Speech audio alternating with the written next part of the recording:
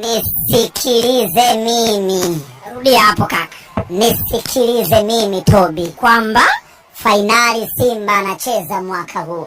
Hawa Stellenbosch hawana uwezo wa kututoa sisi, na kama kauli mbiu yetu inavyosema, hatuishii hapa. Nakwambia hatuishii hapa, hatua ya nusu fainali. Achana na ushindi wa goli moja, lakini ukiangalia ubora wa timu yetu, namna ambavyo inashambulia, namna ambavyo inaweza kuzuia, inanipa mimi matumaini mazito ya kwamba mnyama anakwenda fainali. Napata matumaini makubwa, mnyama anakwenda fainali.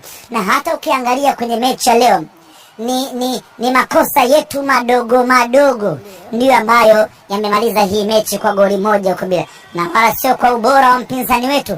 Tumekosa nafasi clear kama 3-4 hivi ambazo tungeweza kuzitumia, hizo mnyama alikuwa anaondoka na magoli, na zote hizo tunakosa wenyewe, sio kwa ubora wa mpinzani. Kwa hiyo mimi ninayo uhakika wa asilimia kubwa, na kwa mapenzi yake Mwenyezi Mungu, mnyama anacheza fainali.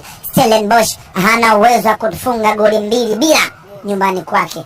Narudia tena, ili Stellen aende fainali atufunge sisi goli 2 bila, Simba hivyo haipo duniani.